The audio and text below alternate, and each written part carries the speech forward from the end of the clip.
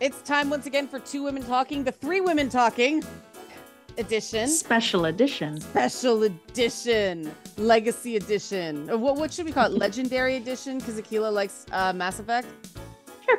Yeah. Oh, yeah. Two Women Talking Legendary Edition with the Three Women Talking DLC. We are here. It is I, Leanna, Tomboy, here with Song WX and Girly Girl, and Akila. Now, please listen to last week for context for this week. When we left off last week, we accused Akila of being normal, but we were also talking about culture war and things surrounding that. And I want to start there because, Akila, you had something to say on that point. Yes. But before I get into that, I don't do normalization because punishing people is not my thing. Yeah, we're in the same place on that one, that I try to avoid using the word normal except as a joke. Okay. And I mean, to be fair, I was joking. Yes, you were. Yes, you were. Yeah. It was just a good place to stop. Yeah. I wanted to say, punishing people is not my kink, but I didn't really want to go there. So anyway, yeah. So the culture war came and found me when I was 15. And some neighborhood kids literally tried to take my head off because I wasn't black enough. I see a scar on the left side of my forehead every day in the mirror. And I've had it for 30 years now, 30 plus years. Yeah. So the idea of cultural norms and, the fighting to be the dominant norm it really has a bad taste in my mouth because, pardon me, it eventually leads to violence. It may not lead to violence on a mass scale, but it's there. The idea that we punish people who are not normal, they're less than human, which makes violence so much easier. And we're seeing it, in real time in Texas, with the Texas AG, trying to get a list from the Department of Public Safety, who does the driver's license, for people who have changed their gender markers in the last X number of years. There's a bill in the Texas legislature to criminalize gender affirming healthcare for youth. How fucked up, and I mean F-U-K-T, how fucked up are we that we are so up our ass about the normalization wars that we're taking a page out of the neo-Nazi handbook. Yeah. Well, and everything's about freedom except in healthcare. And ultimately it's an attack on healthcare privacy, I believe. No, this is an attack on humanity and people. When you have messaging like what J.K. Rowling is done, and you have, throngs of minions. I mean, how many people follow her on Twitter? A lot. Yeah. And are willing to go to bat for her blindly simply because Rowling says it. She is absolutely a threat. And what I'm about to say, I know is going to, land wrong with you, Leanna. This is a case where words are violence.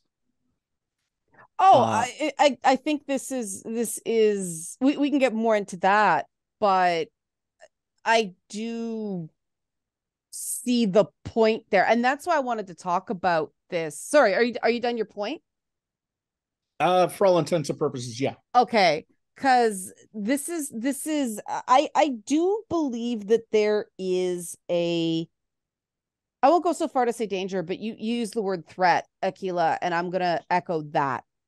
I do think there are some legitimate threats in Rowling's tactics here, and because I've read her writing, she is very, very good at invoking emotions, and there is a lot of bitterness and spite that comes through in everything. There is a meanness to her rhetoric, not just in in her crime fiction, in Harry Potter.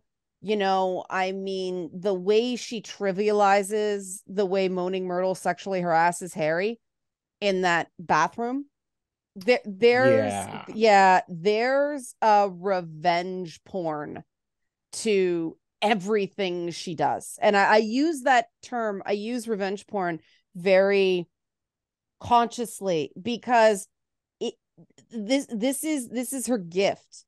You read the stuff she writes, and even when it feels bad, it feels good. Does that make any sense? Like, you just get to roll around in the muck. The sadism is the point. Yeah, sadism is the perfect word. Yeah, there's a sadistic quality to her. Song, having read the books, what do you see in this frame? I was very young when I read them. I was like 11 or 12.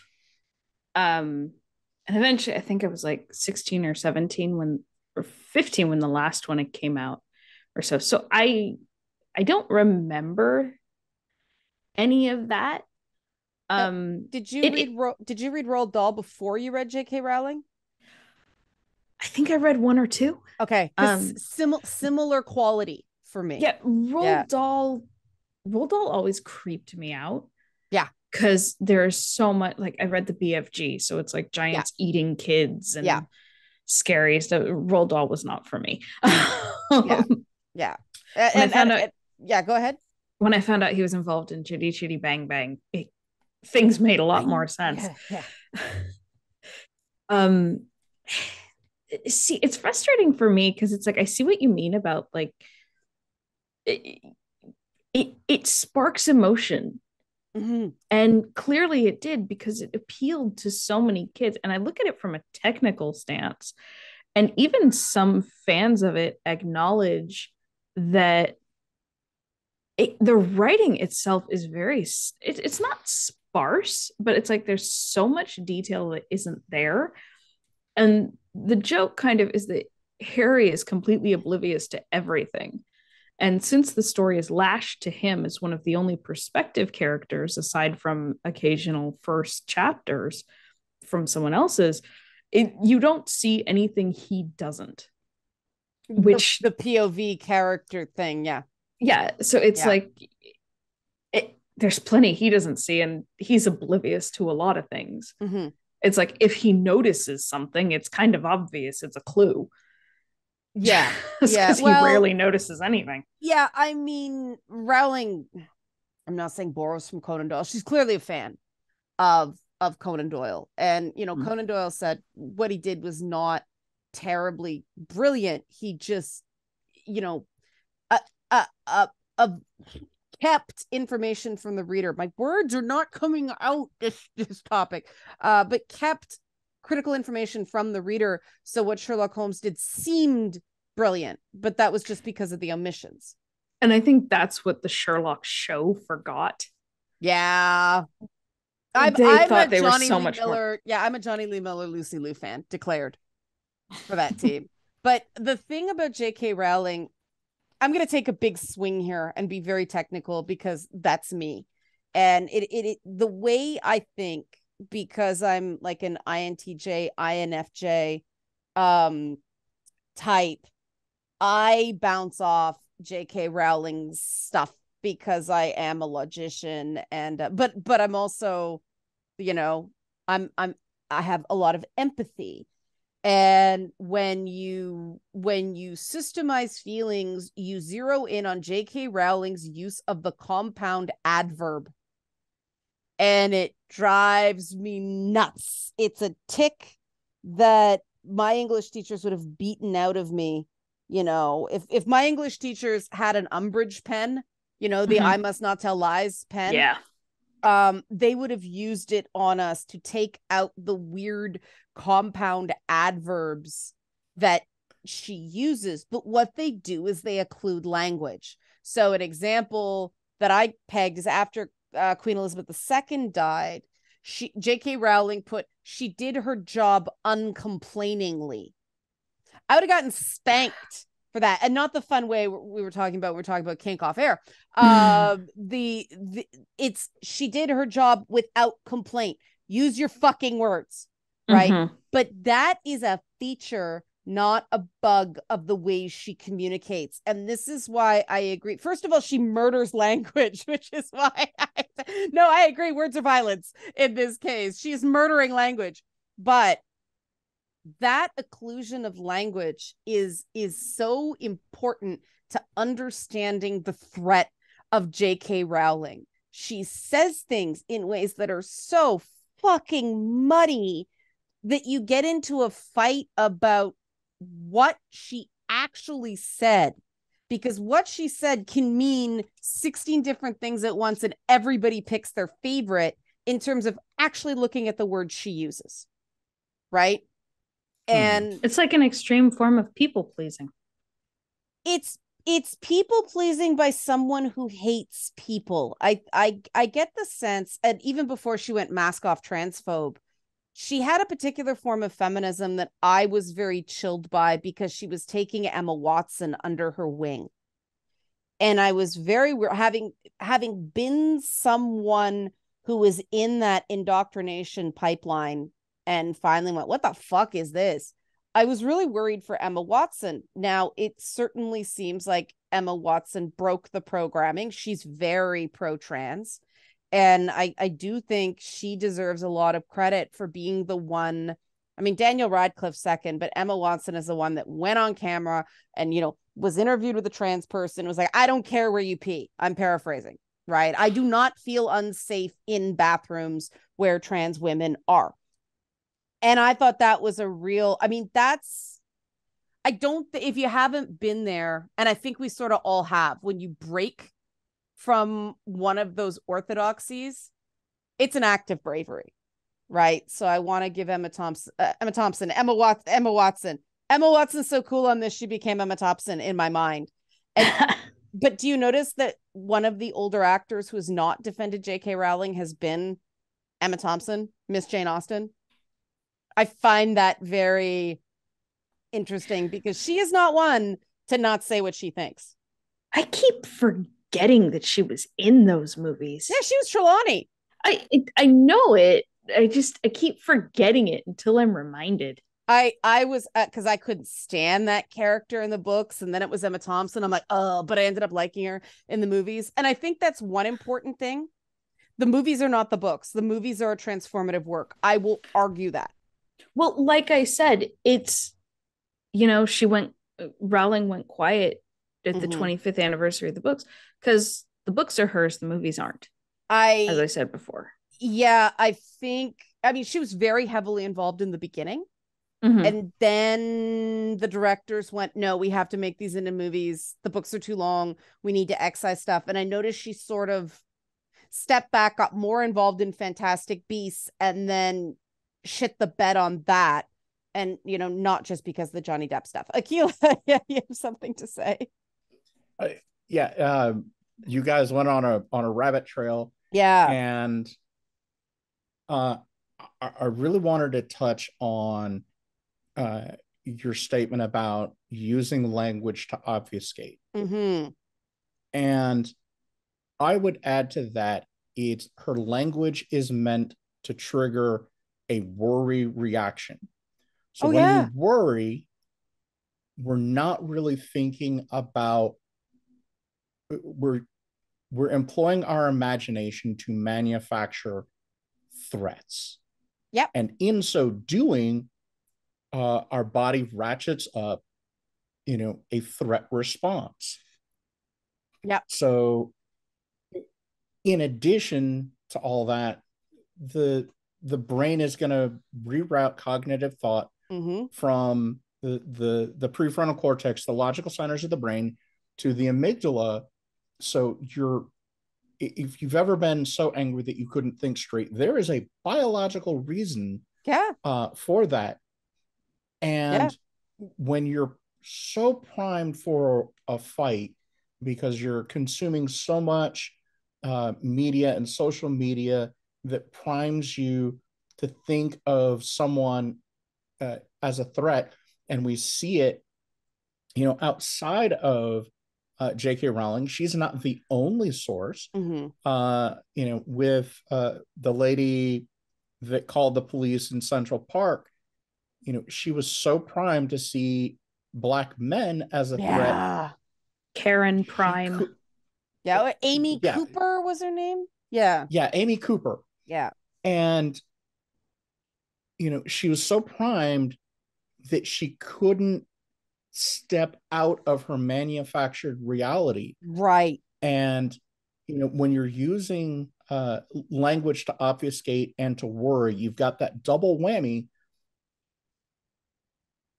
And if you're in a bathroom and you're not doing your business, what the fuck are you doing in there? I mean, okay, if you want to powder your nose, all right, wash your hands, but hide from my people. In my experiences, when I've gone into, the women's bathroom, people are doing their business, whether it's a number one, dropping a deuce.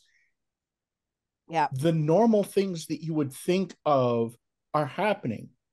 And just because you're trans doesn't mean that all of a sudden, normal bodily functions stop. Yeah. I don't have the brain power to cut one off to harass some lady, while I'm sitting on the fucking throne.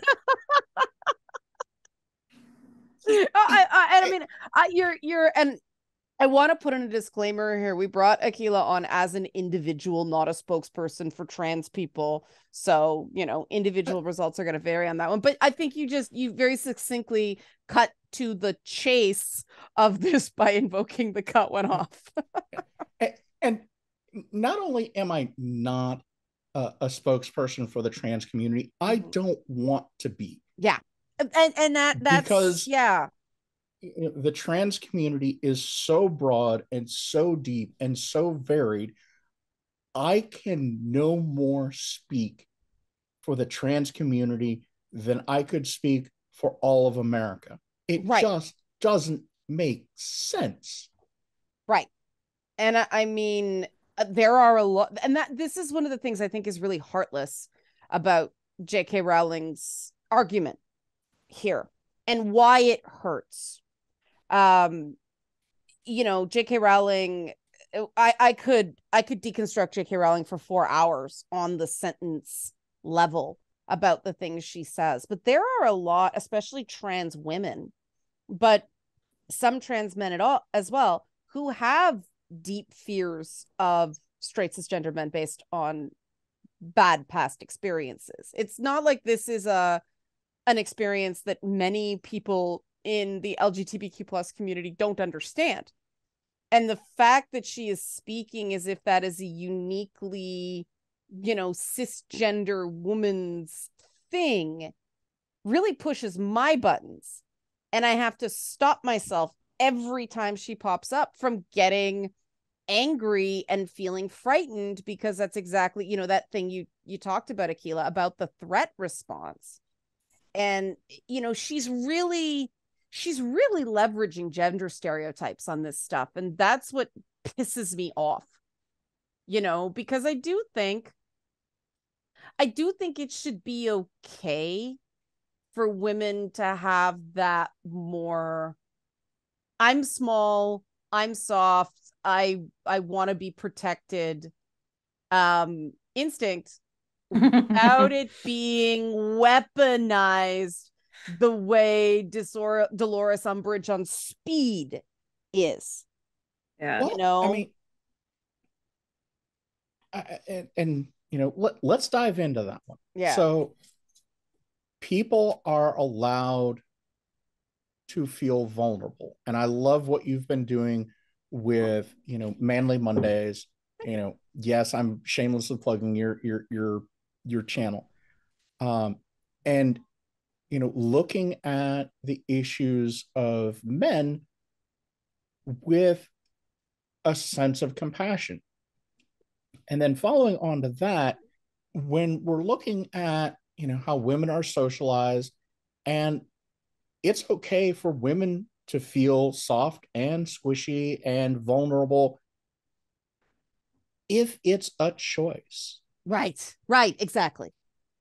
If it's being forced on them, then it's not okay, because the inherent value of the self is important to having a discrete identity outside of larger socially enforced groups. Mm-hmm. And what I'm seeing from Rowling, in the limited capacity that I actually go looking for her statements, is that from an outsider's perspective, she is exercising power over her particular in group to enforce a hierarchy that feeds into her own power base. She's setting up a feedback. She's setting up a feedback loop, because and part of my PR brain says, now that she's not at the forefront of Harry Potter, she wants to feel important. And that's completely okay. Everyone wants to feel important, needs to feel important, unless that's not your thing. And there are those people. But when your quest to feel important threatens the lives and livelihoods of people for no other particular reason than you need to helicopter your epeen, we've lost something very important here. Mm-hmm. Well, I want to make a point, because as I've mentioned, I come from a very conservative background. So I remember when this whole thing started, the bathroom debate. And the argument I heard at the time wasn't even that they were afraid of trans women coming into the bathroom. They were afraid of male predators dressing up, claiming to be trans, and coming in. So it didn't even start as the issue is trans women. It's just, this could create a loophole that would make it easier for predators to access children. And of course, it has since devolved, which was kind of inevitable, because, oh, hey, what is nuance again? That doesn't exist. And it's so scope creep. Yeah. And it's just kind of interesting to see how the argument has shifted. And look, there are going to be bad trans people. You can't deny that they exist. And I think that's one of the worst things you can when making this argument. You have to acknowledge that sometimes drag queens are predators. Sometimes trans people are predators. And that was the thing with the drag queens. Yeah. And that's the thing with the drag queen story times, is there were several that it came out that they had criminal records, including some involving child abuse. And they were in libraries, and people were going, why wasn't there any vetting? And so when that happened, people would push back. It would be like, oh, well, you're just this or that. You're anti this. And it's like, no, this is an actual issue. And it shouldn't be that big, that hard to have a vetting process, especially for people who are going to be around kids. But because it turned into, oh, well, you're just a bigot, if you want the safety precautions, then the whole fight has devolved into what it is now, where it's like, okay, well, if you're going to say that we can't have safety precautions, then don't do it at all. And of course, the more people fight, the more it pushes them into these ideological divides, and it shows them like I was describing before, they dig in their heels and they say, okay, if you're going to keep fighting me, this is the hill I'm going to die on. And because of the reactance. Yeah. And so it's this reactance pushes people further into these extremes. They dig in their heels, and it's like, you can't have a discussion anymore because it's been so boiled down and no one is willing to discuss the nuance, because it's just, oh, you said you don't like this, you're bad. And it's half the time, it wasn't even they said they don't like this, it's they just said they had an issue with some of it. Right. And Akila, do you have anything to add before I add to that? No, I mean, Song had just a really beautiful summation of pretty much everything that I might have said. Okay, awesome, because I want to add to it, because here's a collage of people who ended up in the prison system for violent crimes who then transitioned, those collages, and I've actually gone through them. The one that flagged is Jessica Yaniv, because I forget what it is now, is Canadian, and so that was all over the news here. I have a very hard time respecting Yaniv. Well, I'm just gonna say, like you said, some trans people, some drag queens are bad people. There's a shining example of someone who's abusing the system and lost the Human Rights Tribunal case she brought against that spa. Like, she lost. That's the thing. And that was separate to her. It was an assault charge on somebody, but her criminal record had nothing to do with the reason she was in the media over trans issues. They ignored it. There was also the issue that she tried to host a topless swimming party for kids with no adults allowed. Yeah. Like what the fuck? Yeah. Oh, Jessica Yaniv is, the minute anybody hears her name up here, it's like, even there's a part of Winnipeg that is very, very, very, very trans friendly, and so it actually has they're just washrooms, but they took the male female off the door, and everybody uses everything. Like, it's that on that side, and a groan will come across a groan went across the entire room when that name was invoked. And it's, you see situations like that where it's just so extreme. Yeah. And the examples from Yaniv's past are so fetishistic. Oh, cracked. Yeah. Right. But I think one of the big problems I saw when the whole Yaniv thing broke was there were a lot of the people who were the big name trans activists. They didn't say anything. In fact, they complained when people would ask them to comment, and they'd be like, it's not my responsibility. And it's like, if you just took a second to make a tweet and say, hey, no, this isn't us, we don't approve of this. If you just did that, people would say, okay, so you're not siding with this. Because it's one of those things where it's like, if you don't say anything, it seems like implicit, what's the word? Not approval, but you don't care about the actual issues that are being tacit approval. Thank you.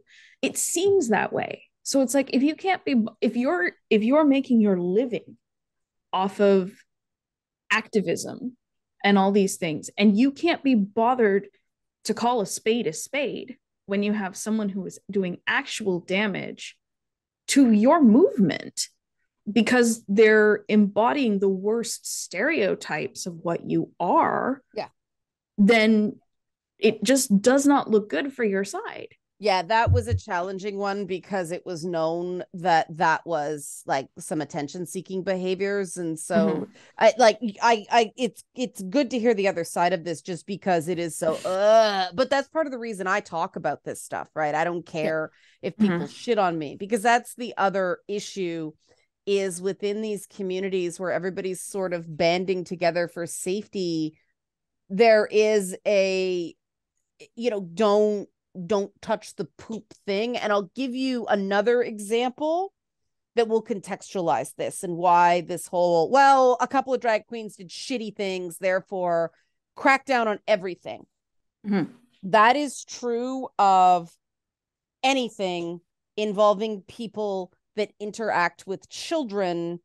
And I'm almost afraid to bring up the particular example I know of because it is a brand that is going to upset a lot of people.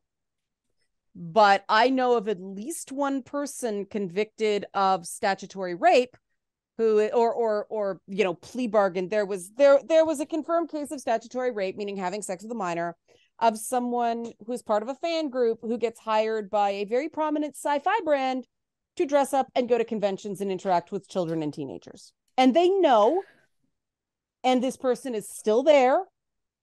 Now, the brand, I'm sure, doesn't know, but it's an open secret within the fan group. And I'm not saying this because the thing is, I say it, I have no proof. I can get sued for defamation. And it's also a big issue in the furry fandom. Yes. With both child predators and zoophiles, where they are connected to the upper management at cons. It's so like people will try to report to the cons, hey, this person has this or that. But it's oftentimes the people even running the cons are, hey, please do not ask why I know so much about furry drama. Oh, I can confirm, like, the Nazi furs, the pedo furs. I'm aware of this stuff too. Yeah, somehow I fell down this rabbit hole of watching furry drama videos. And that was a great pun, talking about furries and talking about falling down a rabbit hole. Well done. Yes. Yeah. So, and it's just, you see all these things, and it doesn't help that it's like, it's a lot of these things that for a long time they have been regarded as fetish. Go ahead, Akila. Yeah. So the last time I actually heard about furry drama, there was some convention of furries in Rainforest, Chicago, and there was a chemical attack. Yeah. Someone released chlorine gas into the hotel. Yeah.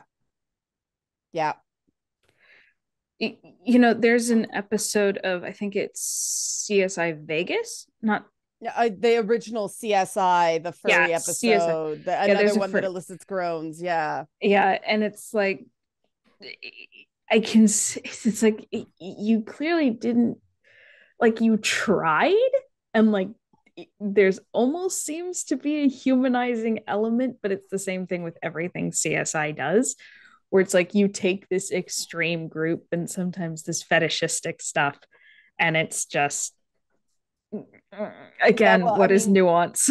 That's one of the worst shows for, murdered prostitutes, including murdered trans prostitutes, right? That first CSI show, really, the only time they depicted certain people as victims of crimes, right? And there was sort of this undercurrent of, if you get involved in these spaces, you sort of you accept a certain amount of risk, and the reality is way more nuanced than that. I mean, the reason I bring up fan groups with the drag queen thing is everybody brings up the church and everybody goes, whoa, whoa, whoa, whoa, as if it's a very different thing. So I'm going for something else. But bottom line, you can take any group of people who accesses children, teachers, daycare workers, nannies, so on and so forth. You will find a portion that are sex pests in some way. And the drag and trans community has been unnaturally singled out in that regard, period, end of story. Can we all just sort of just agree on that point for the record? Oh, absolutely. Yeah. Okay. Yeah. Cause that's the greater point. And that's the thing I find gets really lost on the internet, because that's where J.K. Rowling went after me, is I'm a pedophile apologist because of the mermaids thing. and that one guy who was on the board who did his PhD thesis on what they call MAPS, minor attracted persons. I call them non-offending pedophiles because MAPS makes me think of that song. You know that song, Maps, wait, they don't love you like I love you. That song, nobody knows it. I don't know that one. Yeah. No, you said Maps, and I thought of the Maroon 5 song. Okay, there you go. Maps is just one of those things. What? Like Mappy, huh? But I get the destigmatizing language argument. I get that they want these people to get into therapy before they abuse a kid. I think that's actually a noble goal. But the fact that they actually forged this dude's PhD thesis to make him look bad, the plot totally got lost because, J.K. Rowling just went, because J.K. Rowling has reversed herself on freedom of speech. She has. She signed that open letter about free. Do you remember that open letter back in the day? She's really on the Salman Rushdie bandwagon. But it was speech. Yes, some people get hurt, but free speech is of primary importance. There was an open letter that a whole bunch of academics and artists. The one about cancel culture. Yeah, the one about cancel culture and free speech. Yes, exactly. And she signed that. She was one of the most high profile signatories of that. And then she got involved with I don't know how to pronounce it. NCOSE, NCOS, the Christian group that cares very much about trafficking of children, and they're trying to influence. She joined the campaign to get Discord shut down because a handful of minors were taken advantage of through the Discord service. It's a complete reversal. I'm pretty sure there have been more minors taken advantage of through Twitter. I don't see her boycotting that. Well, exactly. And not advocating that it just be shut down whole cloth. And so that's what I called her on. I called her on the reversal of free speech. And I said, you are convicting this guy without trial. Don't you think people have the right to hold views that, do you support just the whole cloth shutting down of speech under a safety issue? And she retweeted me, and it's like, well, if it's a case of being a pedophile apologist, then yes, I support the crackdown of speech or something like that. It's like complete reversal. Complete fucking reversal. Complete. Here's the thing. Like I said, coming from the anti-SJW side, back in like 2017 and everything, one thing they would say was, I do support free speech. I support your right to say whatever you want, because if you're going to say something bad, I would rather have you say it in public so I know who you are. That's the argument. Yeah, that's the argument. But, in this case, they actually forged the guy's words. The stuff going around was not what he actually said. And it was weird. It was something about ejaculating on a shoe. Like it just made no sense. And you could see the doctoring of the, how when you scan a book, it's got that sort of texture. And the reason I kind of twigged to it was the area around that line was too clean. And it's just, something's not right here. And so I'm not going to say how I got an original copy, because it was, there's some interesting back channels, but I found the page, and he didn't say what they claim he said. So J.K. Rowling defamed a guy who is not going to sue, because obviously the organizations he works with do not want any more heat drawn to them.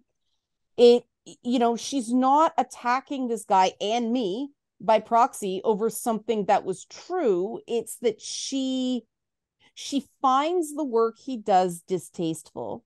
She finds the way he communicates distasteful, and therefore she's fine with shutting him down. Now, my issue with that is she prepared to be held to the same rules. Of course she's not. No. She thinks she should be able to say controversial things. So which is it? Well, no. It's not a matter of which is it. It's which one feeds into her need for engagement, attention, and power.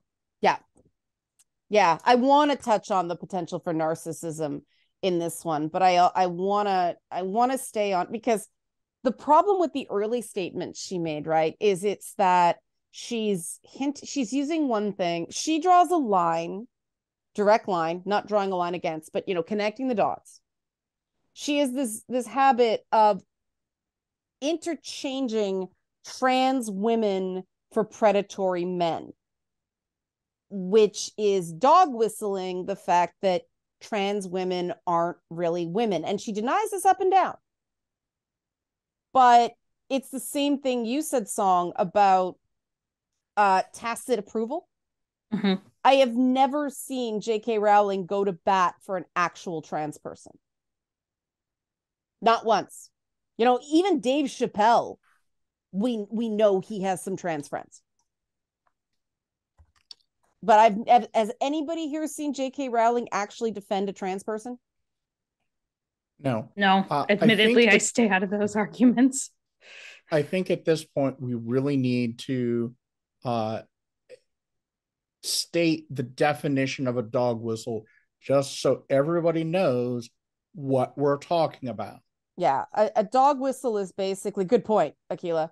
A dog whistle is most people will not hear the attack. A subtly aimed political message which is intended for and can only be understood by a particular group. Right. And that's a good point. We should identify the dog whistle, because you guys might have a different take on this than I will. I think the dog whistles are intended out of spite to hurt trans people, because a lot of other people who don't know what's going on don't hear the dig. Does anybody else have a different view on that? I do. Okay. That's certainly a component of it. I also see that it maintains her cultural relevance. Okay. And that's that narcissism thing again. Yeah, because she got the hit of fame when the Harry Potter film books went thermonuclear. She got it again every time there was a movie or a new book. And then once all that ended, how does she maintain that constant flow of attention? So you think she's in attention withdrawal? See that? I'm not saying it specifically. Okay. That I'm also saying that it's within the realm of possibility. I'm looking at this through a very different lens than most people. It also has, her behavior also has, negative side effects of targeting the trans community. And, the more controversial her statements are, the more she really digs in her heels and doubles down on it so that she can maximize the conversation. Song, what do you think about this argument? I think I'm inclined to agree, just because I'm a diva. I like attention. I get it. But I also think it's subconscious.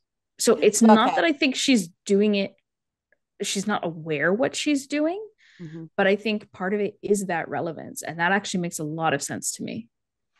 Yeah, the reason I'm stopping and sticking a pin in this is because I do see a very narcissistic driver in. Can I say something? Yeah. Okay. Oh gosh, the thought just okay. So you mentioned every time one of the movies or anything happens, she sparks up.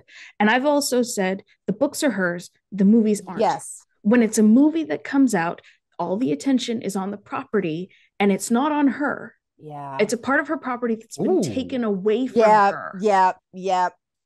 So it's this subconscious, but this is mine. And I can't get attention through that. Yeah. So how do I bring attention to me? And I think you're on to something there, because when she sued that librarian who did, what was it, Harry Potter lexicon?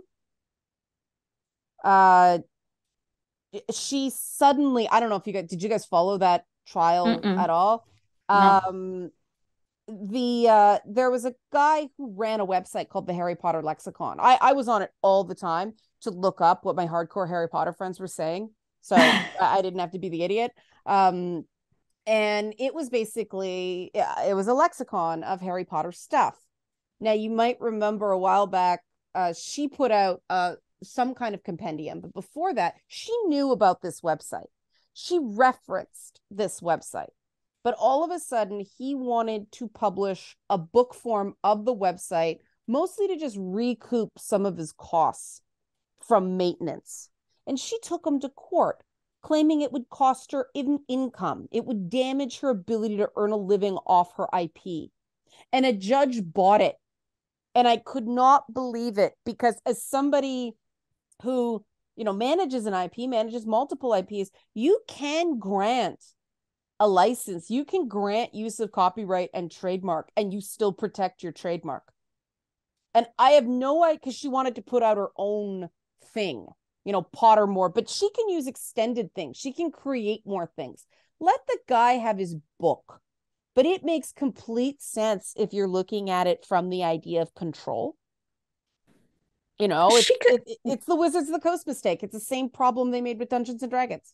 Exactly. Yeah.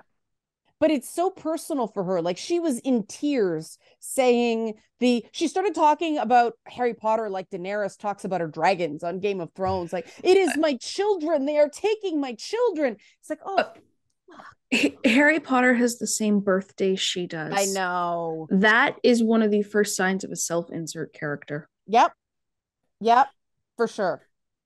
But it's hey, that's really interesting. Yeah. Snape's is a lot closer to mine. Snape is also based off a chemistry teacher she hated. The thing is, she claims that, but Snape is Flitwick, the janitor. Sorry, I'm getting it wrong. The janitor, the mean janitor in Harry Potter, who's played by the same guy as plays Walter Frey. Filch, that's right. There's a character in Gormenghast called Flay, and she split that character into Snape and Filch. There's so much Gormenghast stolen in Harry Potter, right down to a boy who finds out he's special and ends up going into a castle and all that stuff. I mean, he was born into nobility, but still, the whole idea of a castle that gets destroyed and so on and so forth, it's ripped completely from Gormenghast. Plus, the way Hogwarts is disguised, so muggles can't see it, is it looks like ruins. The other thing is there's a lot that's very similar to Neil Gaiman's Books of Magic. Oh, yeah. Oh, it took a lot from Pratchett. Didn't get anywhere close to Pratchett because... Obviously. Well, Terry Pratchett owned the anger in his stories. J.K. Rowling doesn't. And I mean, combined with her chronicling on Twitter her excessive consumption of alcohol, we're starting to get a profile, right? That it's interesting. You guys both went the same way about she's looking for relevance. She's looking to pull the conversation back towards her whenever something comes out that she can't control. I do think there's an element of that in her giving £1 million to the anti-Scottish independence movement too. I mean, I maintain that her mouth and her tweets have given £3 million to the pro-Scottish independence movement, because she's helping Nicola Sturgeon really define a culture war between the SNP government in Scotland and Westminster. And so weird that they would decide to invoke Section 35 of the Scotland Act over this.